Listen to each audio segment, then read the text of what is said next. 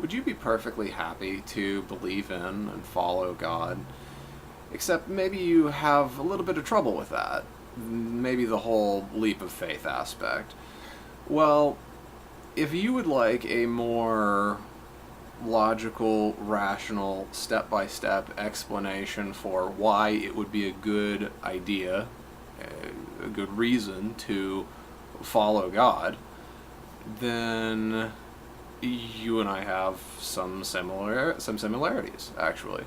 And maybe you're the type of person who already believes in God, but if somebody were to ask you, or if you were to ask yourself, if you believe in God, you say yes, except there's always that little thing in the back of your head, that last 5% that goes, well, I don't know, and you would like to believe more in God, to be more sure, I suppose.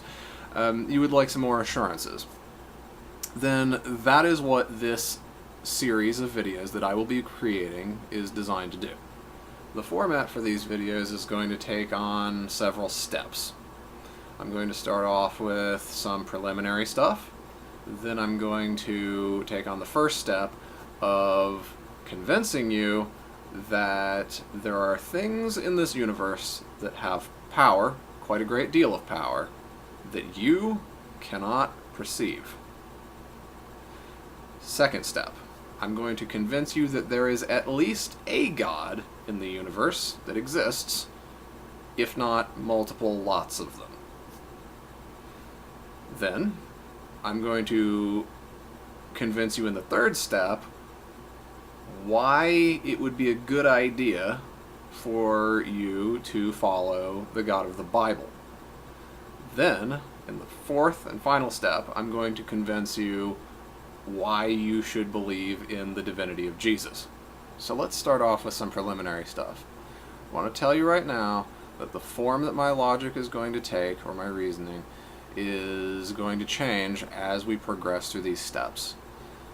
At first, when I'm talking about things in this universe that exist that have power that you can't perceive, I can have a much more solid sort of 2 + 2 = 4 sort of approach.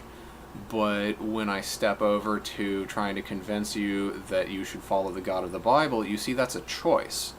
God doesn't force you to follow him. So by necessity, it would need to take on more of a philosophical reasoning sort of approach, more of a why should I, rather than a 2 + 2 = 4. I'm also going to ask that the level of proof that you demand be reasonable.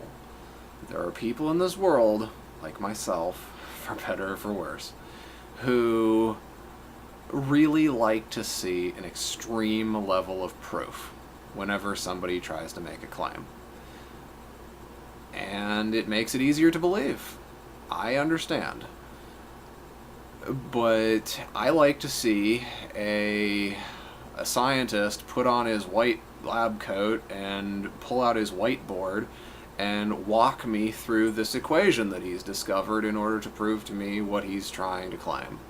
Or I like to see the white papers. I like to see that laboratory level proof where I can go into a laboratory myself and reproduce the experiment 1,000 times a day if I want to prove that force indeed equals mass times acceleration, for example. But demanding that level of proof is very difficult to have a person actually produce for you. For example, if I were to tell you that I had eggs and toast for breakfast this morning, and a person were to say, "No, you didn't. Prove it." If that's the level of proof that person demands, realistically, I probably couldn't prove to them that I had eggs and toast for breakfast. Which is such a simple thing, and it only happened a few hours ago, but that level of proof is simply almost impossible to prove. And a person who demands that level of proof for things is a person who realistically cannot be proven much of anything. outside of maybe a physics textbook or a mathematics textbook or something. So I'm going to ask that you have your level of demand for proof be reasonable.